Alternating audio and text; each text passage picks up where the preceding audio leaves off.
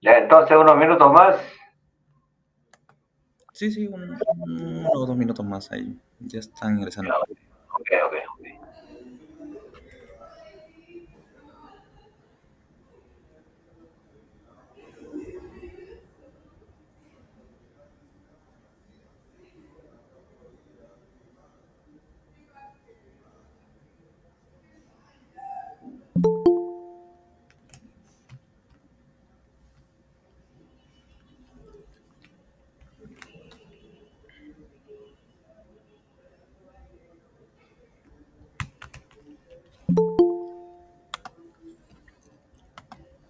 Buenas noches, público presente.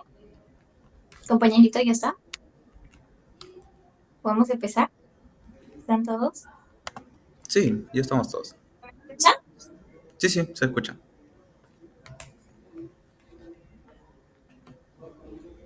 Buenas noches, público presente. Ante todo, darles las gracias por compartir este momento con nosotros. El día de hoy se han unido familiares cercanos, amigos, compañeros, colegas y algunas otras personas a través de la invitación. Agradecerles de todo corazón. Ustedes no se podría dar este webinar. Somos estudiantes de la carrera de Psicología de la Universidad César Vallejo. Y bueno, vamos a hablar sobre la psicoeducación para padres en la depresión adolescente a cargo del doctor Manuel Cornejo del Carmen.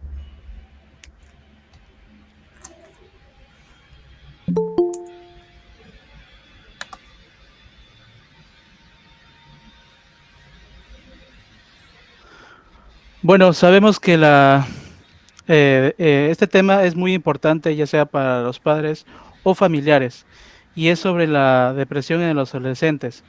Sabemos que este es un tema delicado y que es más común de lo que creemos, porque ya en la etapa de los adolescentes hay muchos cambios y la salud mental es uno de ellos. Antes de empezar, quisiera a 5 participantes, a ver si pueden levantar la mano, para hacer una ruleta y preguntarles unas cuantas preguntas. A ver si pueden levantar el mano en el Meet, por favor.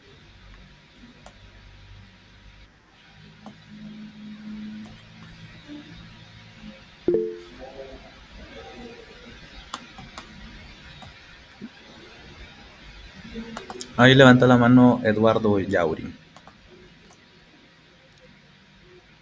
Ya. A ver, vamos a empezar con la primera pregunta para Eduardo.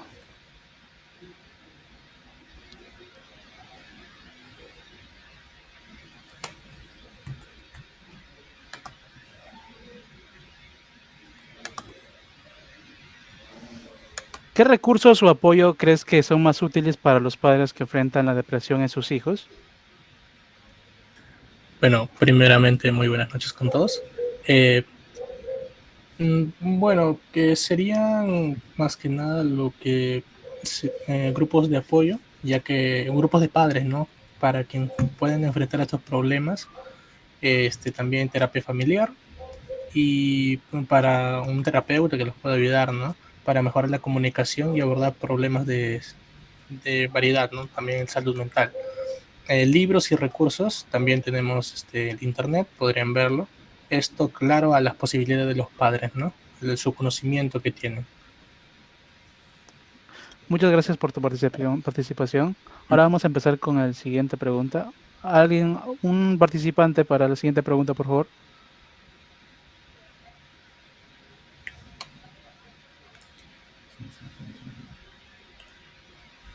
Bueno, si no hay participantes, entonces elegirá a uno de la reunión.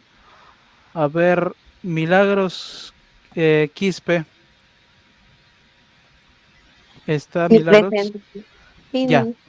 Ahora voy a girar la ruleta a ver qué pregunta sale. Ok.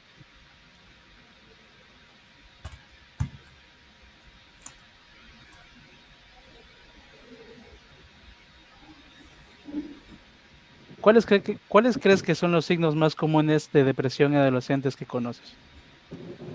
Bueno, más que nada conozco lo que es el aislamiento social, ¿no? Cuando una persona se vuelve muy introvertida, se separa de las personas que antes eran muy cercanas y más que nada, ¿no? Eso y cuando se sienten un poco decaídas, cansados y eso. Gracias, Para mí compañera. conocer lo más relevante. De nada. Bueno, ahora vamos a empezar con el otro. Ujú.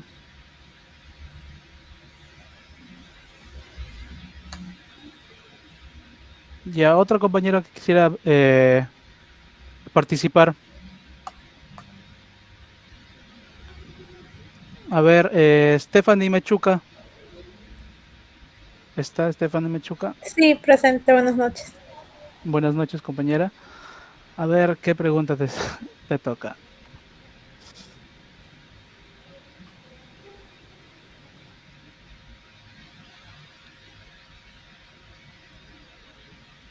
¿Cuál es tu mayor temor al tratar de abordar la depresión con algún familiar tuyo? Mi mayor temor sería de que la persona o un familiar que pase depresión sería de que no tenga la confianza necesaria para poder contarme, porque se sabe de que la depresión, una persona que sufre con depresión se aísla de las personas y sufre en silencio, ¿no? Ese sería mi mayor temor, que no pueda contarme o tener la confianza necesaria. Muchísimas gracias por su participación, compañera. Ahora pasando con la siguiente pregunta.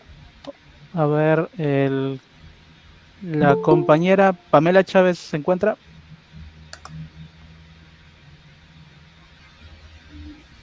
Buenas noches, sí, dígame. Buenas noches, compañera. Buenas noches, ¿me escucha? Sí, sí se le escucha. Dígame. Bueno, a ver qué pregunta te sale para que respondas.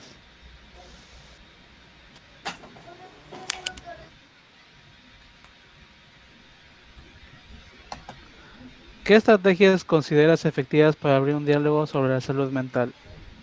¿Con tu hijo o familiar?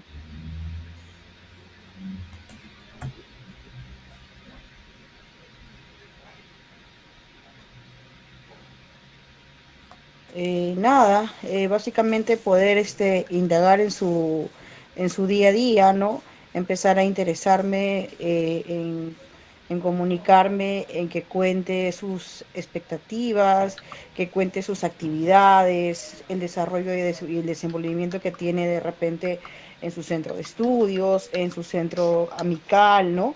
Y de ahí empezar a entablar una conexión y poder tratar, ¿no? De tocar y abordar temas, ¿no? Que tengan que ver con ello, ¿no? Claro, claro. Bueno, ahora pasamos a la siguiente, a la última pregunta de este webinar, de ruleta. A ver, ¿qué dicen en el chat? Ah, bueno, la compañera Claudia Ricapa se encuentra.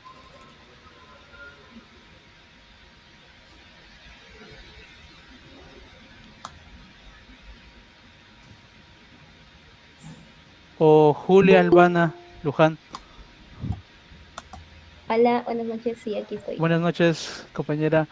A ver, última pregunta sobre es ¿cómo crees que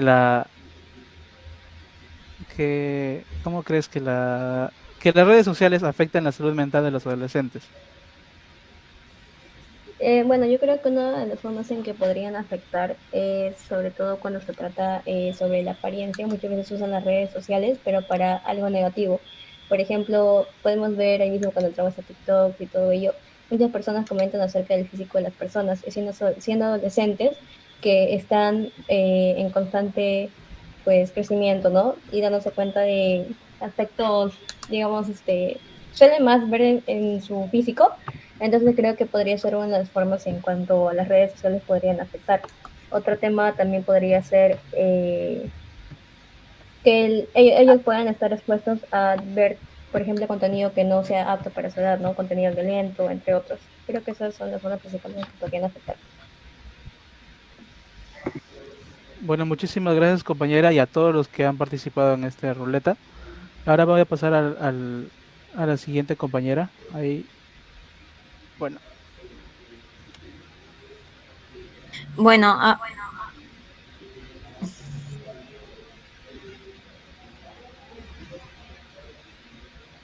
bueno, ahora vamos a ver un pequeño video de campaña de salud mental.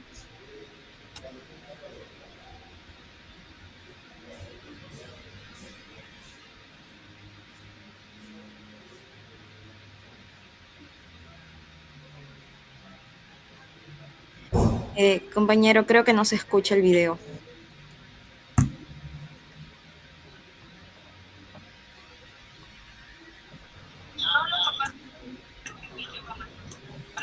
Compañero, comparte para una sola ventana. ¡Sube el parlante!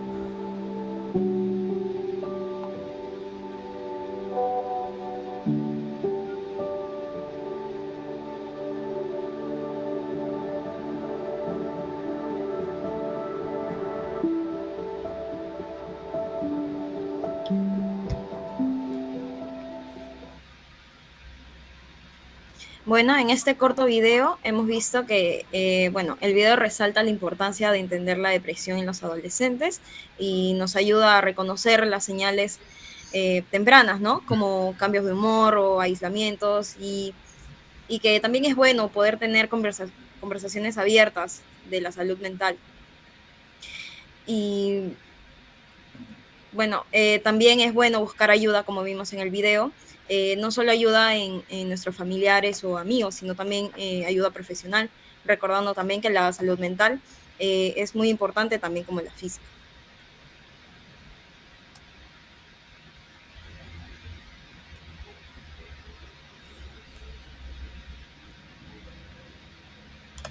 Bien, entonces continuando con lo que es el webinar, vamos a dar paso al ponente, el experto del día de hoy, que nos va a hablar un poco en cuanto a la filosofía, la ética y esta relación que tenemos con la psicoeducación para los padres, ¿no? Ante esta depresión en los adolescentes.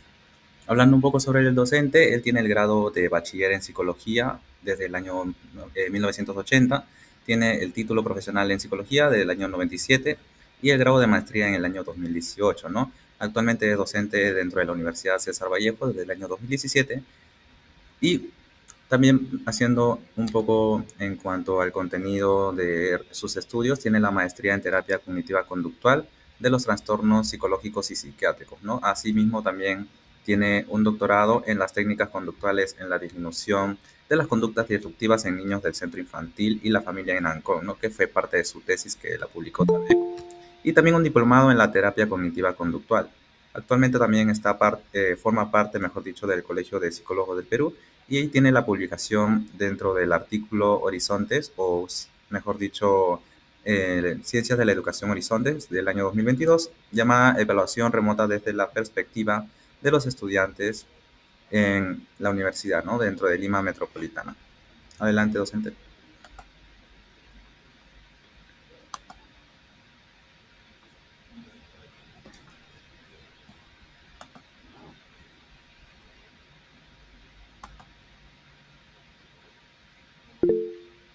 Ahora sí.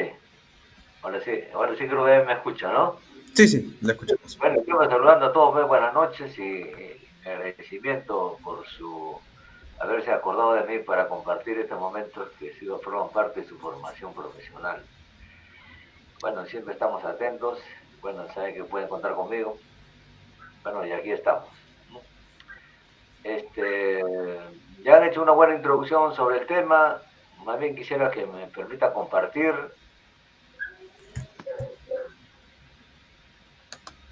el PPT que tengo. ¿Sí? Sí está habilitado, no le deja. A ver. Ahí está, ya cargó.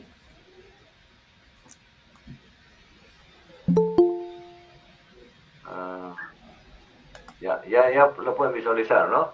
Sí, se puede visualizar. Perfecto, muy bien. Rápidamente nada más, porque el tiempo también es corto, pero no por eso no tenemos que profundizar los temas. Los temas siempre deben ser profundos, ¿no? Deben buscar las raíces. Primero, entender sobre el tema, que es la ética y la psicoeducación para padres ante la depresión adolescente.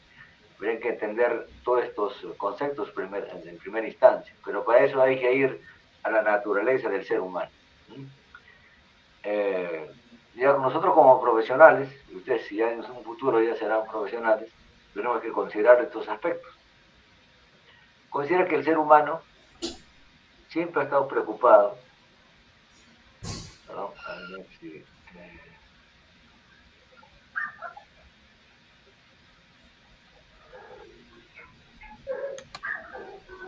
es que no puedo avanzar.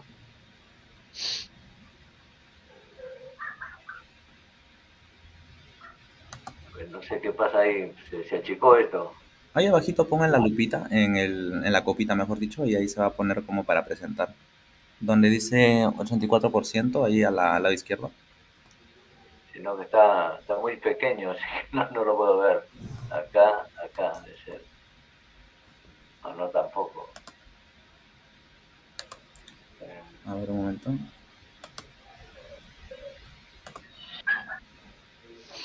Arriba. A ver si me ayudan acá porque... O voy a dejar de compartir y voy a compartir de nuevo, ¿ya? Claro, también, no se preocupe. Ya, ok. Entonces vamos a compartir.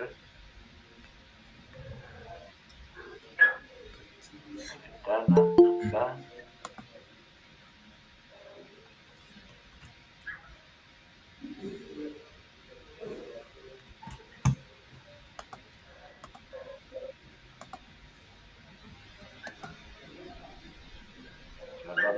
No me permite avanzar.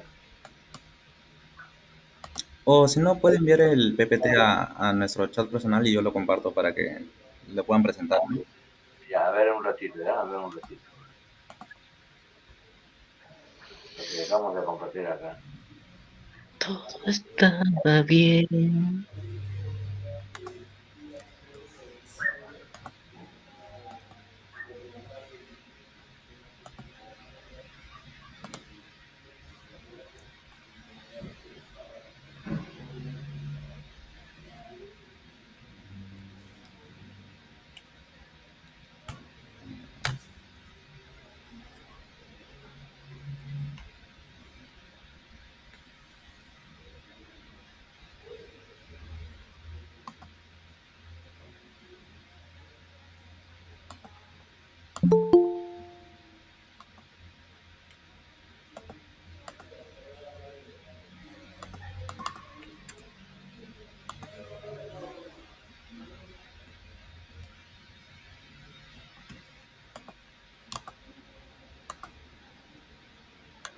Ahora, ya lo compartí en el WhatsApp.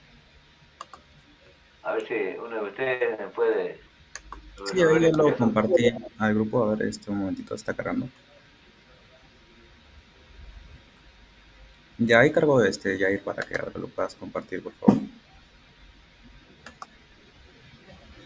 ¿Yo lo tengo que compartir? No, mi compañero ahí, no se preocupe, ahí en un momento. Ya, ok. Ok.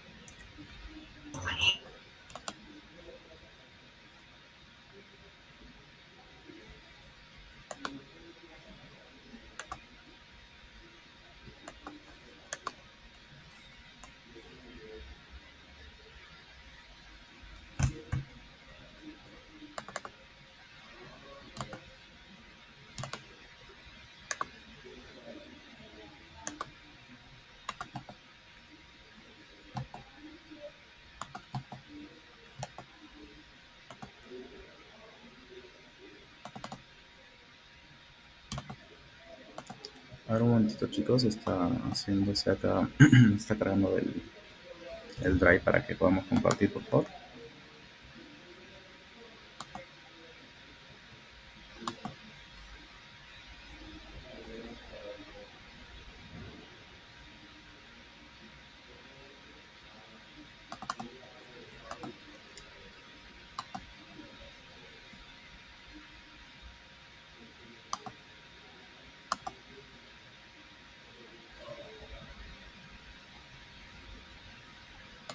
Ya, ahí se puede visualizar, profesor.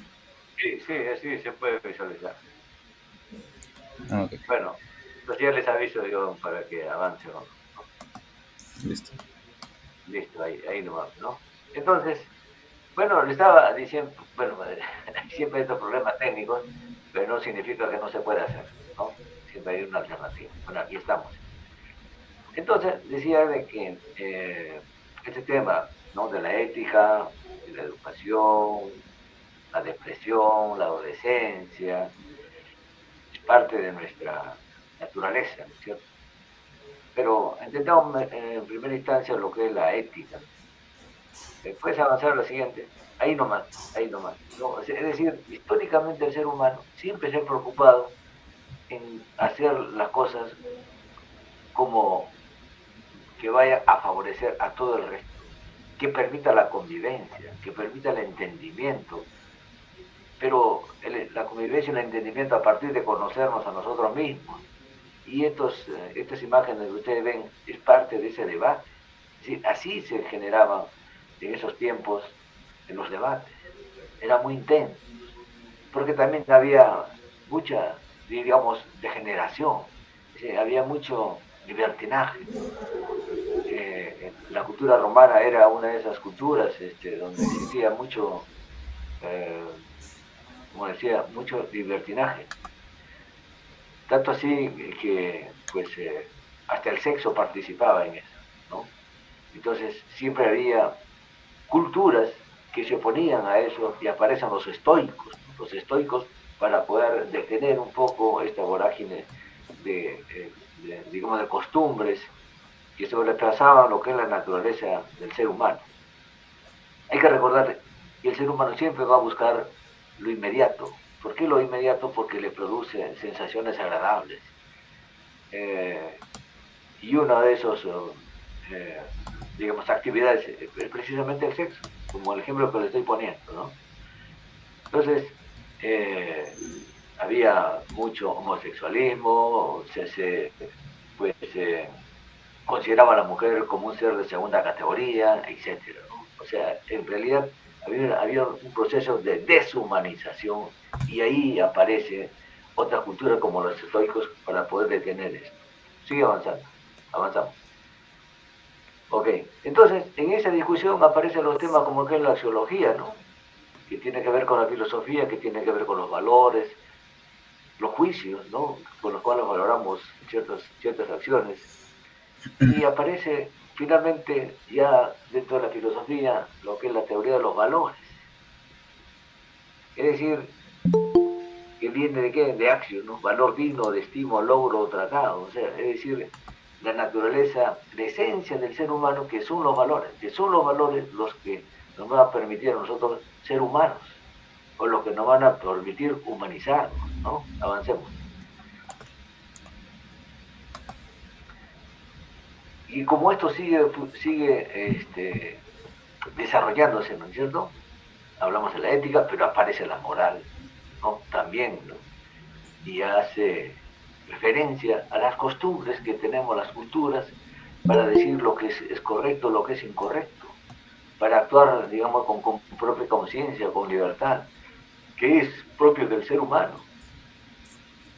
Es decir, actuar midiendo, considerando, digamos, lo que otras personas, pues, puedan sentir ante mi actitud. O sea, no es actuar desde el punto de vista individualista sin considerar, digamos, lo que puede afectar nuestro comportamiento. Y dijimos que los valores, la ética tiene que ver con los valores, los juicios valorativos, etcétera, la teoría de los valores. Y la moral implica la cultura, o sea, las costumbres que tenemos las personas para para relacionarnos, para convivir entre nosotros. Y eso, por eso se dice que la moral va cambiando a través de las generaciones. O sea, lo que antes nos parecía correcto, ahora nos parece incorrecto, al revés, ¿cierto? Eso es parte de la evolución del ser humano. Seguimos. Avancemos, ok. La siguiente. Ok. Entonces, entre la moral y la ética hay un elemento común, ¿no? Es decir, buscar la humanidad del ser, ¿cierto? Y la humanidad del ser se construye a través de normas que hacen posible que nosotros nos valoremos a nosotros mismos y que valoremos a otras personas, ¿no? Es decir, y crear conciencia precisamente de eso. Es decir, lo que quiero decir finalmente, y lo que buscaban los estoicos, era eso, ¿no? Subir al ser humano a un momento donde se exprese su propia esencia como ser humano. Es decir, la ética y la moral. ¿No? Seguimos. Entonces, la ética es un saber, ya es un saber, ¿no? Para actuar racionalmente, pensando, ¿no? Como el conjunto de la vida, ¿no? Como el conjunto de la vida, para actuar en esa vida precisamente. Aprender a tomar decisiones prudentes, ¿no? Moralmente justas. Mira, fíjense que ya nos vamos acercando a lo que es nuestra actitud como profesionales cuando ejercemos la psicología. Y decimos a tomar decisiones prudentes y moralmente justas, saber deliberar, pero para eso saber deliberar significa tener conocimiento, es decir, tomar el conocimiento completo de la psicología para poder pues determinar una decisión lo más justa para la persona que nos está pidiendo un servicio. Actuar de acuerdo a ello a lo largo de la vida. O sea, debemos ser nosotros ejemplos, de alguna manera, que nos vean y como profesionales, pero también como personas, que somos seres humanos y que nos preocupamos en ver que la persona que nos solicita, pues lograr en ellos una alegría, la felicidad. Pero para eso, para conseguir eso, debemos actuar racionalmente, pero el actuar racionalmente significa utilizar el conocimiento. ¿No? Entonces, desde el punto de vista ético, para el psicólogo, es formarse teóricamente de la mejor manera, es decir, con la responsabilidad del caso.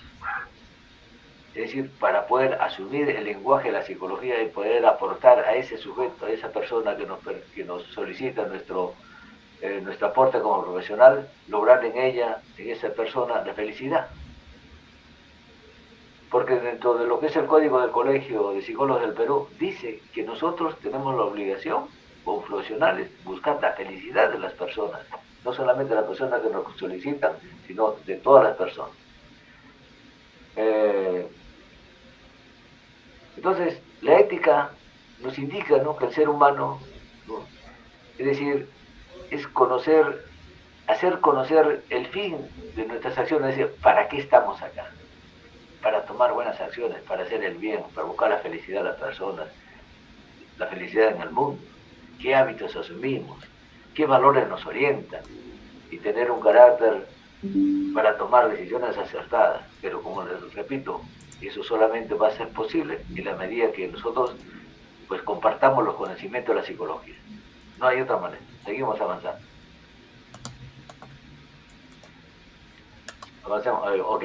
Y de ahí, mira, todo se ha venido desarrollando y aparece la deontología. Ya nos estamos acercando ya al código de ética del colegio, ¿no es cierto?, de los psicólogos. Y la deontología es la rama de la ética, que trata de los fundamentos del deber, o sea, cuál es nuestro deber como profesionales frente a las personas que nosotros tratamos, en este caso, cómo vamos a educar, ¿no?, a personas, en este caso estamos hablando de padres y adolescentes, qué es lo que le debemos pues indicar, eso lo vamos a ver en un momento. Pero fíjense cómo este tema se ha venido desarrollando y hablamos de la deontología, que es la rama de la ética, que trata de los fundamentos del deber, de las normas morales, ¿no? Se refiere a un conjunto ordenado de deberes y obligaciones morales que tienen los profesionales de una determinada materia. La deontología es conocida como la teoría del deber. Y el deber que debemos asumir los psicólogos, es decir, que la deontología sirve de base para el código de ética del, en este caso, que tiene el Colegio de Psicólogos del Perú. Avancemos. Ahí está nuestro Colegio de Psicólogos del Perú, ¿no? Para que lo conozcan los que todavía no lo conocen, pero ese está ya en Jesús María, cerca del campo de Marte. Bueno, hagan una visita por allá. Avancemos. Ah, sí, un momentito antes de continuar ahí, mi compañero en unos momentos le va a enviar el link de asistencia para que los que han ingresado puedan también registrarse y también tengámoslo ahí como que Ya, de bueno, referencia, ¿no? Ya, ok, ¿no es cierto? Bueno, como le decía, ya estamos llegando a lo que es nuestra alma mater, el Colegio de Psicólogos del Perú y el Código de Ética y Deontología se llama así. Los psicólogos peruanos, mira, dicen, respetan la dignidad del ser humano. O sea, se trata del ser humano no como un objeto donde le vamos a sacar unos cuantos soles, sino como seres humanos a los que tenemos que buscar su bienestar, su felicidad, considerando su dignidad como ser humano precisamente. Y los psicólogos pues, nos comprometemos a preservar y proteger los derechos de las personas. Buscan aumentar el conocimiento del comportamiento, ¿no es cierto? Eso es lo que estoy insistiendo desde hace un rato, ¿no? Buscar aumentar el conocimiento del comportamiento humano. ¿Y eso qué significa? Estudiar, prepararnos, profundizar en nuestros conocimientos. Entonces, buscar aumentar el conocimiento del comportamiento humano y la comprensión que poseen los individuos sobre ellos mismos y sobre otros, con miras a contribuir, ¿qué? Dice acá, al bienestar de la humanidad. Tremendo reto que tenemos los colegios psicólogos, ¿no es cierto? Y eso, a partir de ahí, vamos a psicoeducar, ¿cierto? Eso es lo que finalmente debemos perseguir, teniendo como base lo que he explicado. Si no es posible psicoeducar si no tenemos los fundamentos. Y ahí la preocupación de cada uno de nosotros de formarnos conscientemente sobre lo que es la psicología. Sí, sigamos avanzando. Bueno, ya vamos también ya aterrizando un poco en lo que corresponde, ¿no es cierto?, al tema y la educación para padres y adolescentes. Claro. Bueno, resulta frecuente encontrar padres, ¿no?, especialmente las madres, que no entienden qué sucede en ese periodo a partir de los 12 o 13 años, cuando de repente su hijo pierde interés por estar con ellos. Ya no le comenta de forma tan fluida sus propias vivencias cotidianas, parece mostrar un cierto desapego hacia los valores que le hemos ido enseñando, porque siempre van repeliendo, porque pertenecen a otra generación, ¿no es cierto? Es decir, culturalmente va cambiando, en este caso, la moral. Lo que antes era prohibido, ahora sí es permitido, ¿no? Ocurre también que puede darse conductas, ¿no?, de cuestionamiento hacia los propios modelos, o sea, hacia nuestros propios padres. Y nos vamos enfrentando a ciertas costumbres que por propia generación tienen nuestros padres. Es decir, que eso es natural. No hay ningún intento del hijo de sobrepasar la autoridad del padre. Es algo natural buscar siempre otras cosas, porque es otra generación, son otro momento, ¿no? Entonces decía, ocurre también que pueden darse conductas de cuestionamiento hacia nuestros propios modelos educativos, ¿no? Y la búsqueda de nuevas opciones, alejadas de lo que los padres esperaban o deseaban de nosotros, o sea, de los hijos, ¿no es cierto?, o de ellos. Es como si el adolescente necesitara cambiar el guión previsto y buscar su propia identidad. Eso es natural. Y a veces los padres se preocupan. Entonces, ese intento de buscar su propia identidad del adolescente, y cuando no los dejan, es posible que eso sea una causa de depresión. O sea, no se siente entendido y por lo tanto se va apartando.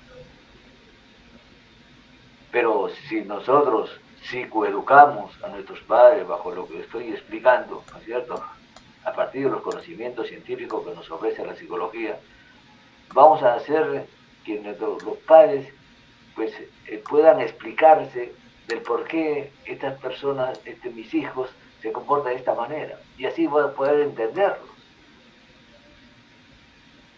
Mientras nos alejemos del conocimiento, más tropezones vamos a tener.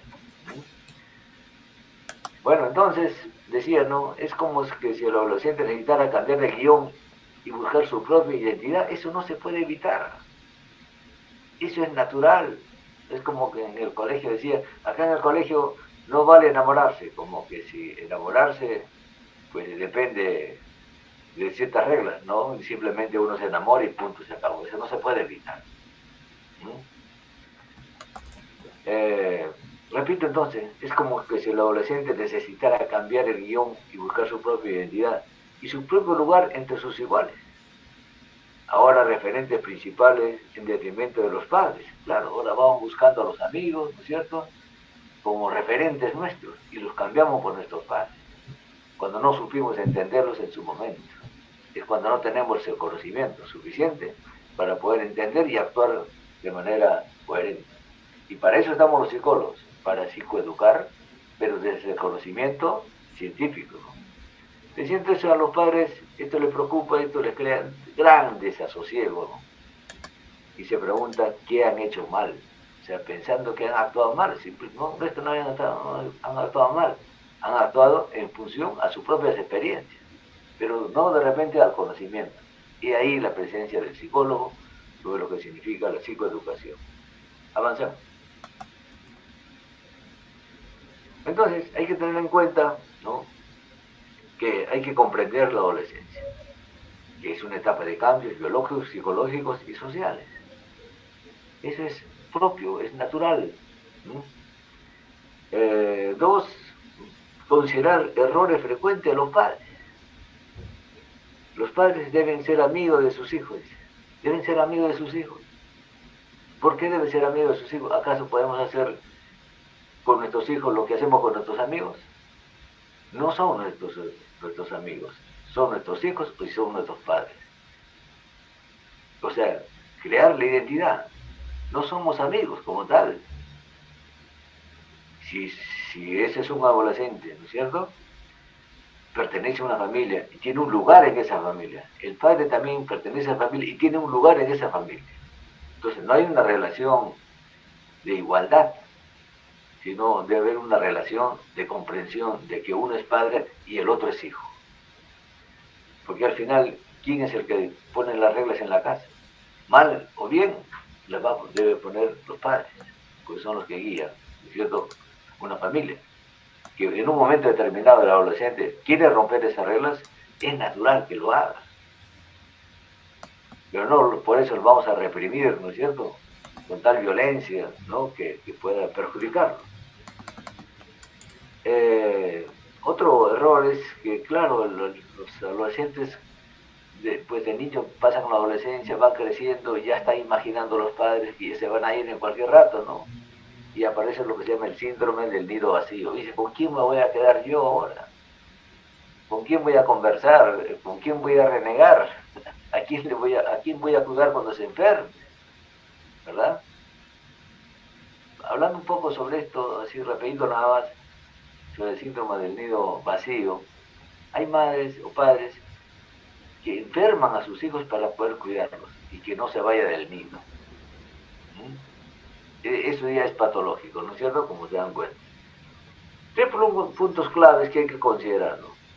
La impulsividad o conductas, ¿no?, de cierto riesgo con poca percepción del peligro forman parte del desarrollo evolutivo normal. Claro, los padres a veces nos preocupamos cuando salen nuestros hijos, mira, anda por acá, anda por allá, no vayas por esta calle, anda por otra calle, no, cuida la hora, etcétera. Los adolescentes pierden ese, digamos, ese sentido, ¿no es cierto?, del peligro. O sea, no se saben muchas veces a qué se están exponiendo. Pero su interés por experimentar y por su desconocimiento, pues a veces sufren consecuencias lamentables, ¿no?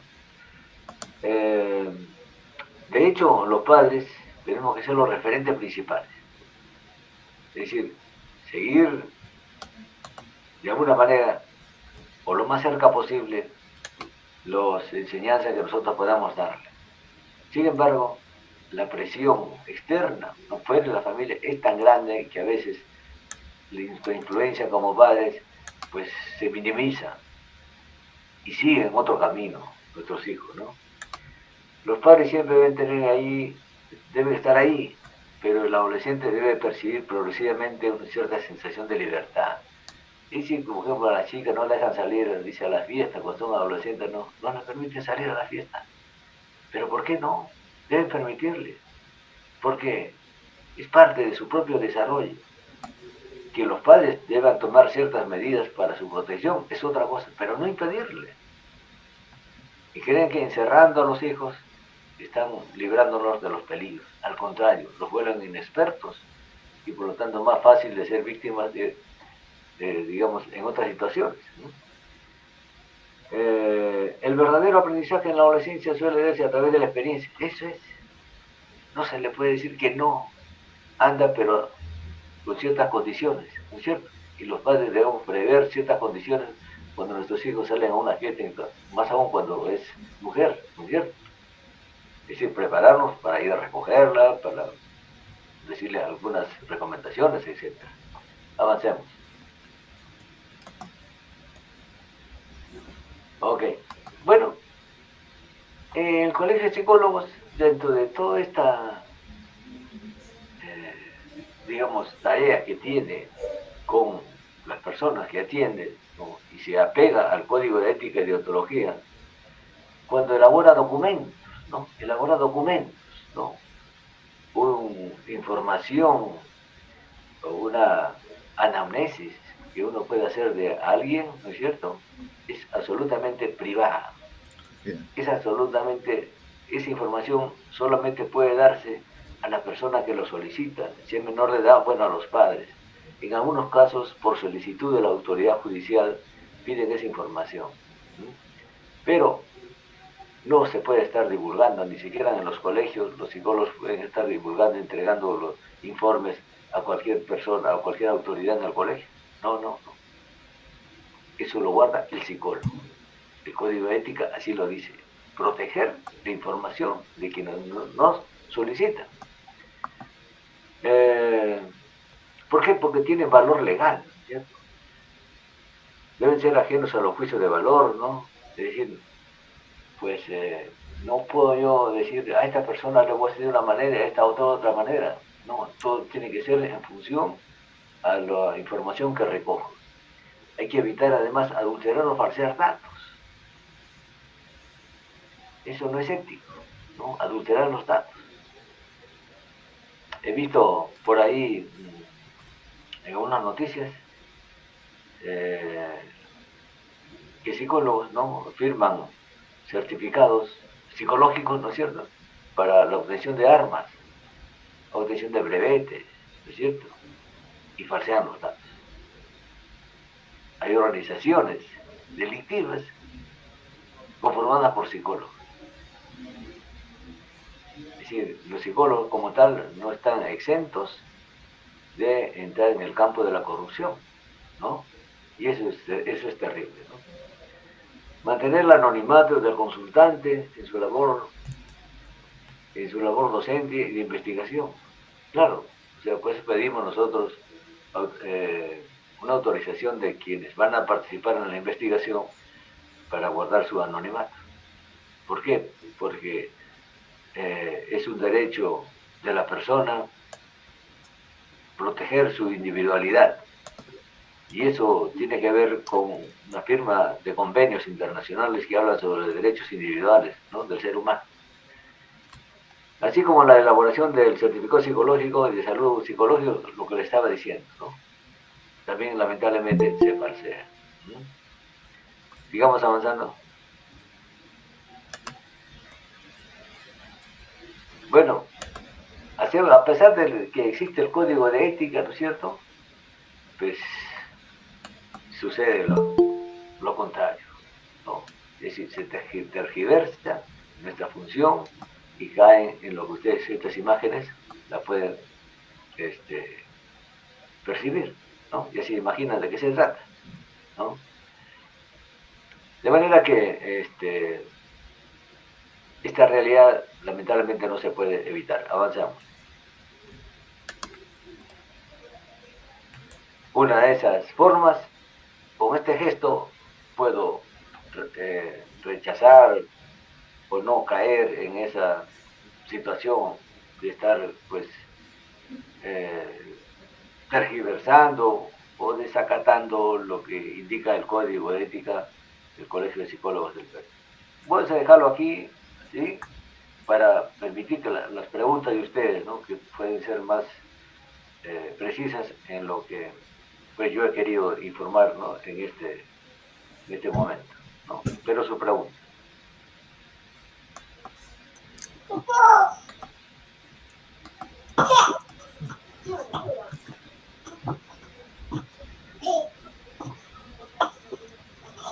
Muchas gracias por la ponencia, señor psicólogo Manuel Cornejo. Y bueno, le he tenido preparados algunas preguntas ¿Ya? Sobre el tema de depresión.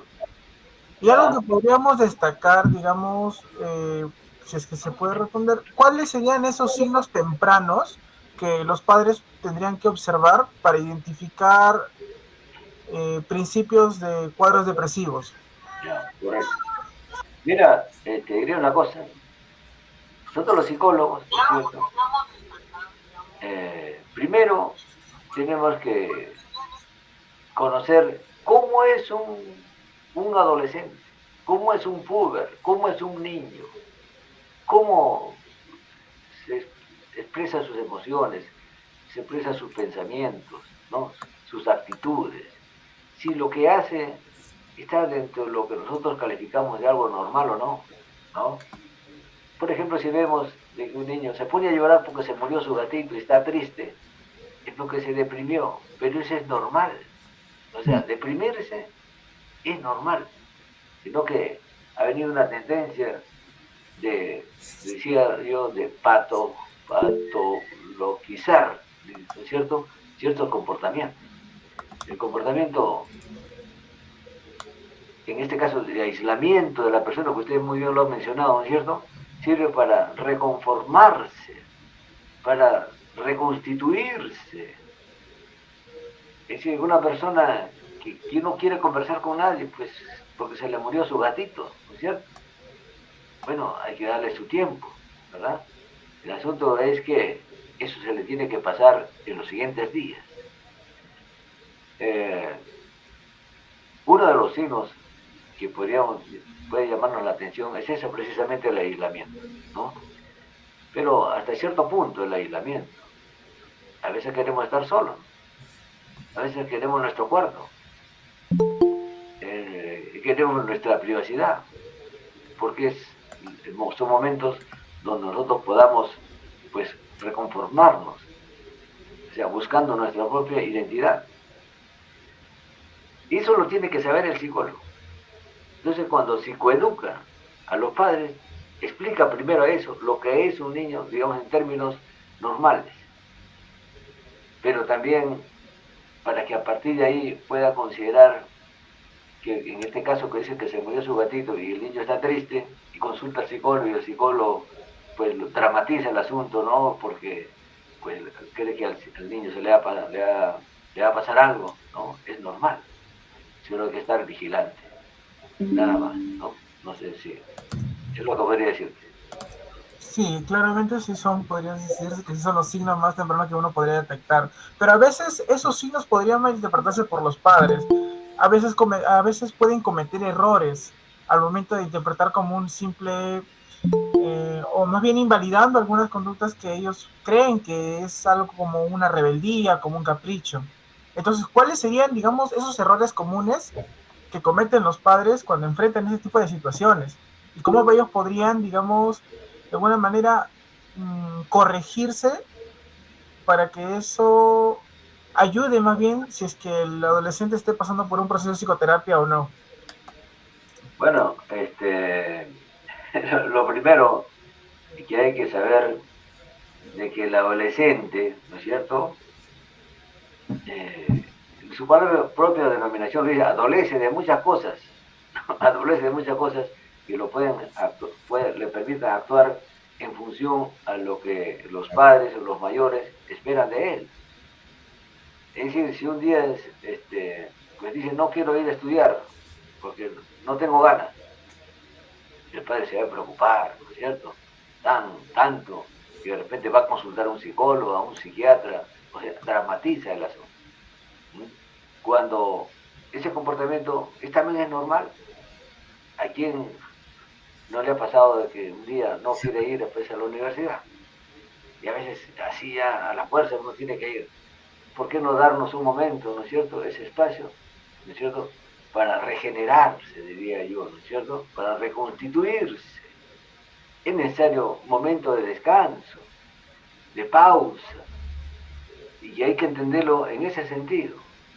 El asunto está en que ante la presencia de un comportamiento, ¿no?, en este caso, por ejemplo, que estamos hablando de que no quiere ir a la universidad, ¿no es cierto?, ¿verdad? Ese día no quiere ir. Ese, por el único, digamos, suceso de que no quiera ir, pues vamos a hacer una consulta. Eso no es lo lógico, pero el padre lo hace lógicamente porque se preocupa, ¿no es cierto? Y espera que haga siempre lo que se le indique. Hay momentos que los adolescentes no quieren hacer lo que les indique, porque tienen otra forma de ver las cosas. Y tienen otra forma de ver las cosas porque viven ya en otra cultura. Ustedes, por ejemplo, pertenecen a la generación de cristal, dicen, ¿no? ¿Por qué la generación de cristal? Porque rápidamente se abruman, se aburren de las cosas, a veces son un poco persistentes, pero es esa cultura de hoy, es la cultura de la inmediatez. Todo quieren de momento, sin mucho esfuerzo. Pero ese es un problema cultural. Y si es cultural, ¿acaso es el psicólogo el que tiene que resolver desde el punto de vista, digamos, patológico? No. Entonces, ahí intervienen otros factores. Hay factores sociales, factores económicos, ¿cierto? Por ejemplo, ahora que estamos, hay huelgas porque los choferes son amenazados o extorsionados, ¿no es cierto? Mira, fíjate que ante esas situaciones, digamos, podríamos decir anómalas, ¿no es cierto? Anómalas. En las sociedades pasa eso también, pero también en los seres humanos. Hay momentos anómalos, pero son momentos. En el ser humano son momentos, nada más, y pasajeros. Y queda para el recuerdo, como experiencia, y punto, y eso pasa. ¿Mm? ¿Ok? Claro, y que en esas situaciones también para los mismos padres puede sonar desgastante. Incluso cuando ya lo hacen se desgastan, se sienten más cansados porque tienen que ocuparse más bien del adolescente, más preocupación, y eso vuelve a un estrés, si es que se aumenta la presión del medio. Entonces, muy aparte que también el padre tiene que apoyar al alumno en su proceso de psicoterapia o aún así no esté con los signos que usted menciona, como los padres, ellos mismos también tendrían que cuidar su propia salud mental. Entonces, mientras están apoyando a sus hijos, ¿cómo ellos podrían cuidarse a ellos? Claro, ellos, lógicamente, yo decía, ¿no?, al comienzo, que la mejor manera, digamos, es conocer, ¿no es cierto? Conocer. Es bueno que se consulte para conocer, para saber cómo actuar. Es el conocimiento, en este caso la psicología, el conocimiento científico. No es esa psicología de barrio, ¿no? Qué sé yo, de que a alguien se le ocurra explicar el comportamiento de la manera que a esa persona se le ocurra, sin los fundamentos psicológicos. Ese sí es dañino. Pero cuando se educa a la persona, y a la persona se les educa de dos maneras, ¿no?, de manera formal y de manera informal. De manera formal cuando éramos estudiantes, ¿no es cierto? si nos dan una educación bien fortificada, ¿cierto? Bien diversa, pues tenemos recursos para poder comprender lo que está pasando a las personas. Esa es la manera formal, ¿no? Cuando nosotros recibimos educación, primaria, secundaria, universitaria. Hay la educación informal. La educación informal tiene que ver con los medios de comunicación. Y veo que los medios de comunicación no educan, ni se preocupan. Hablan solamente de chibolín, bueno, que dice tal cosa y tal cosa, o tal otra, ¿no? Es decir, cosas intrascendentes. Es decir, hay una deformación desde los medios de comunicación y acompañado por una educación formal muy discreta, muy pobre. Entonces, ¿qué es lo que se puede esperar? Nosotros los psicólogos llevamos la atención sobre ese tema.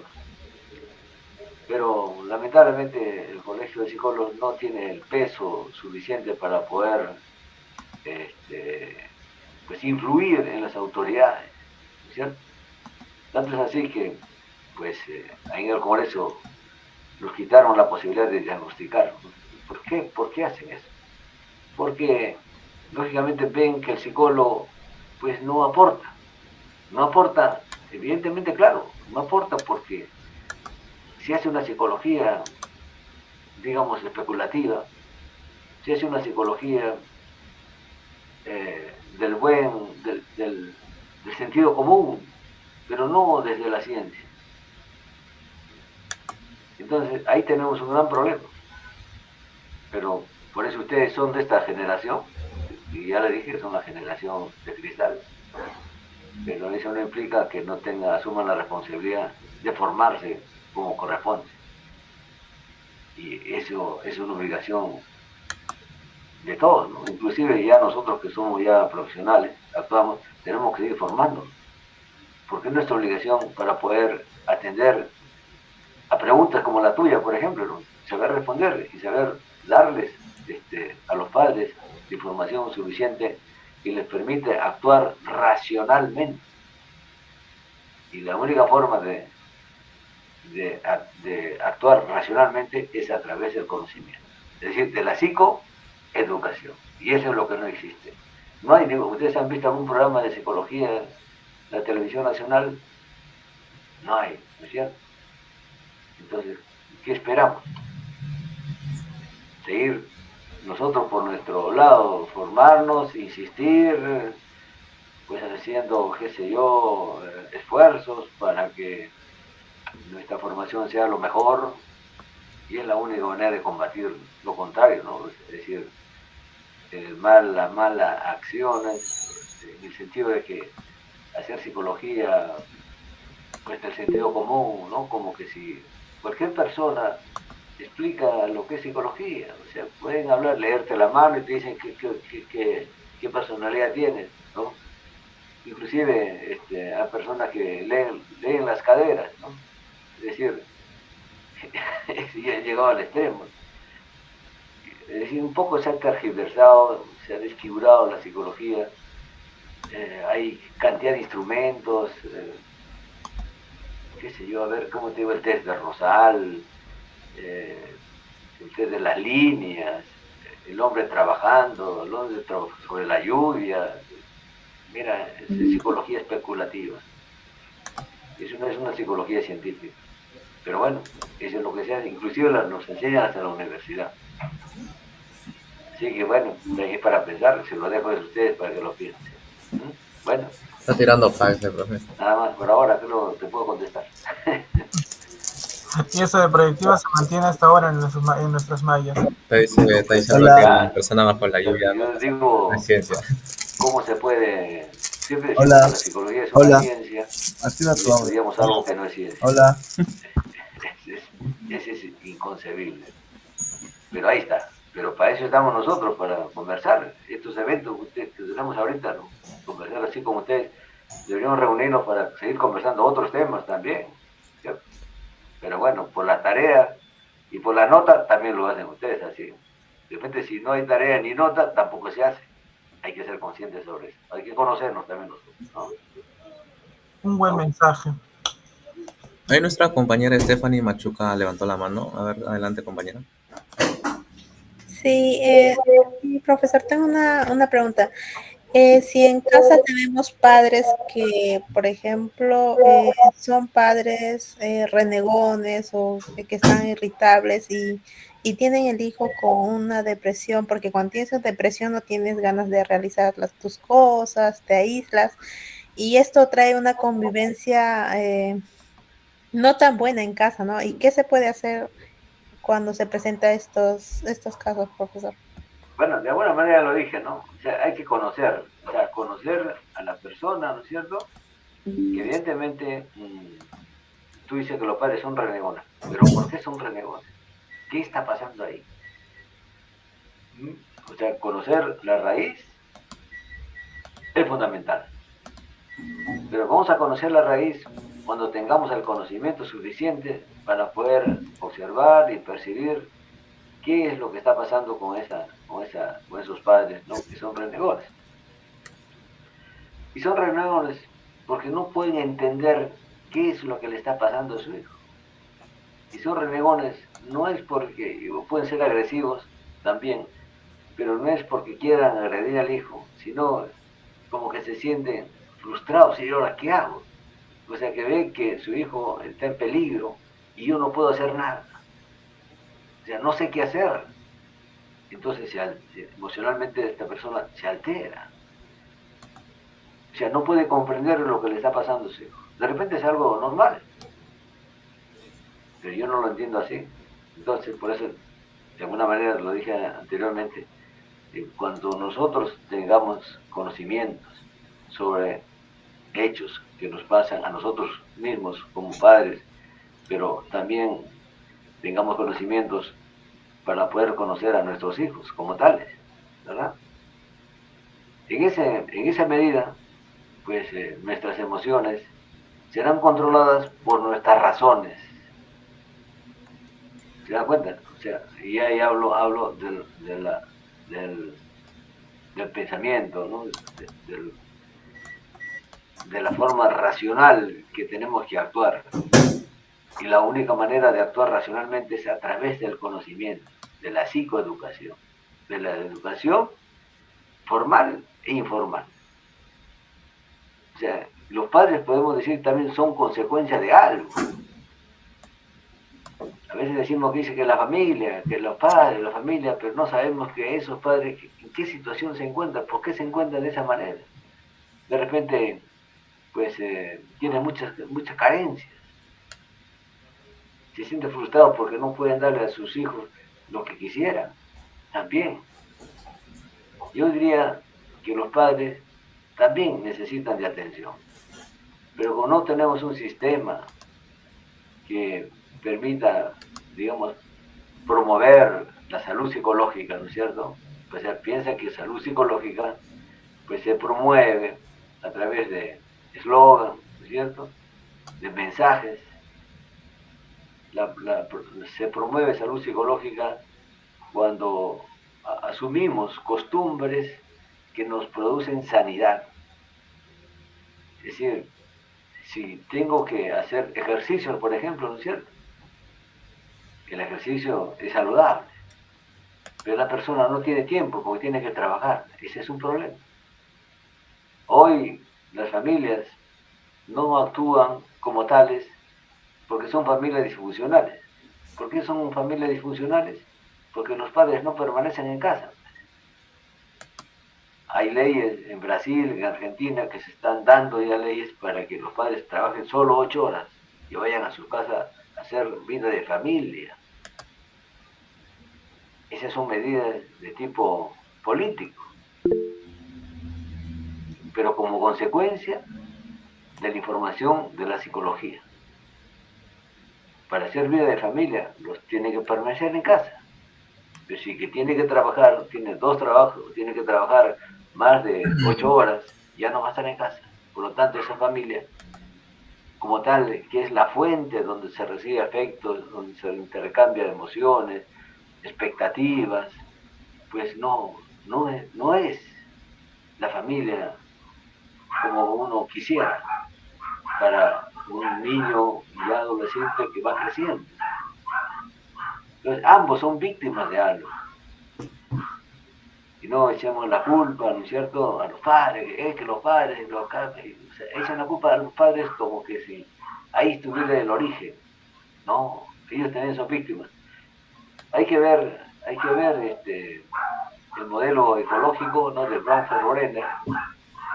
Eso nos permite entender desde el punto de vista teórico esto que estoy hablando acá. Sí, profesor, hablando un poco en cuanto a la depresión, por ejemplo, sabemos que parte como una creación, ¿no?, de pensamientos disruptivos, negativos, que la persona tiene de sí mismo, ¿no? Y esto también, de acuerdo a la teoría de Beck, se identifica como un esquema cognitivo, ¿no?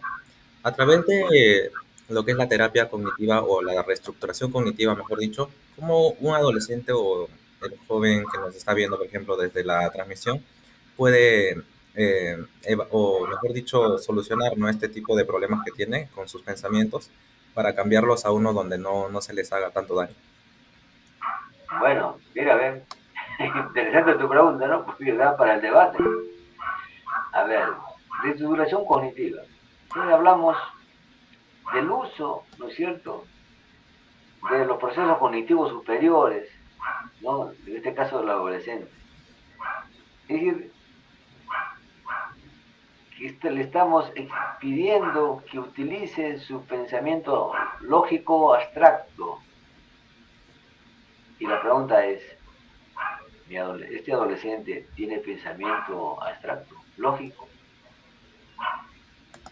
Eso en primer lugar. Hay que recordar, mírame, que nuestra educación, la educación desarrolla el pensamiento, los procesos cognitivos básicos, ¿no? Atención, memoria, concentración, percepción. Y luego pasa, eso es en primaria, en inicial y primaria, y luego pasa a secundaria, donde se desarrolla el pensamiento abstracto. Si tenemos una educación primaria, donde supuestamente se tiene que estimular o desarrollar los procesos cognitivos básicos, si no ha terminado de desarrollar los procesos cognitivos básicos, pues no va a poder ejercer los procesos cognitivos superiores. O sea, no es algo de voluntad, sino es algo de poder, de capacidad. Hasta en la misma universidad tenemos alumnos que son bastante concretos, o sea, pensamiento concreto. Hay que recordar también que nosotros estamos en el último y penúltimo lugar en desarrollo cognitivo, ¿no es cierto?, en evaluaciones a nivel mundial. ¿Qué significa entonces eso? Que nuestro pensamiento no ha pasado de lo concreto al abstracto. Porque el pensamiento abstracto nos permite utilizar cuatro, digamos, actividades psicológicas, digamos de esa manera, ¿no? Es decir, analizar, sintetizar, discriminar y diferenciar. Generalizar, perdón, ¿no? Generalizar y diferenciar. Son cuatro procesos del pensamiento. La reestructuración cognitiva exige que esa persona tenga ese nivel, ese desarrollo del pensamiento superior. O sea, no es que aplicarlo así nada más. Por eso que antes le decía, primero tenemos que conocer al sujeto como es, ¿no es cierto?, para poder aplicarle hacerle una intervención. Si yo encuentro que este adolescente todavía no tiene pensamiento abstracto, pues no puedo aplicar la reestructuración cognitiva. Tendría que trabajar desde el pensamiento concreto. Recién desde ahí trabajando podemos pasar al pensamiento abstracto y ahí sí puedo aplicarle, digamos, la reestructuración cognitiva. Es como si tú que lo quieres convencer de algo y no te entiende nada. O sea, decimos, hoy no me entiende nada, parece que pues le entra por una oreja y se le sale por la otra, ¿no? Y no entiende nada y sigue actuando lo mismo. ¿Por qué? Porque no ha habido cambio conceptual. Y eso tiene que ver con el pensamiento abstracto. Se dan cuenta que no es tan simple, ¿no es cierto?, cuando pues querramos intervenir en un adolescente creyendo que aplicándole ciertas técnicas ya se resuelve. Lo primero que hay que hacer cuando uno atiende a un adolescente es saber qué es un adolescente, cómo es un adolescente. Y a partir de ahí recién voy a poder actuar. Hay comportamientos que nos pueden escandalizar y de repente son parte de su formación. Hay comportamientos que son pasajeros. Y ya le creamos una patología. Lo llevamos al psiquiatra y ahí lo pepea. No sé cómo se dice. Ahí siempre van y te van a dar algo de tomar. Bien. Claro, eso lo entiendo. En cuanto al grupo, acá hay alguien que desea realizar alguna pregunta para pasar al cierre ahí con la encuesta de satisfacción.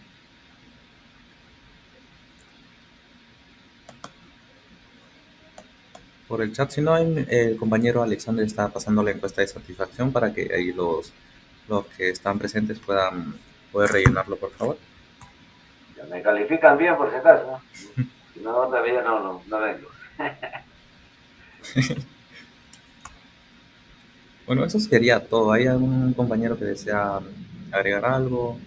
En primer lugar, antes de pasarle a mis compañeros, agradecerlo, profesor. Ha sido una excelente ponencia. Muchísimas gracias por el tiempo que se ha tomado acá para poder tener esta videoconferencia, este webinar. Yo creo que ha sido muy provechoso y la mayoría de mis compañeros se encuentra feliz, ¿no?, de tenerlo presente. Bueno, solamente para ya despedirme también, ¿no? Finalmente, agradecer por acordarse de mí. A mí me gusta hacer esto. Yo estoy feliz aquí, ¿no es cierto? Ojalá que esto pueda repetirse para otros temas, con toda confianza. Así como hemos organizado puedo organizar otras cosas también.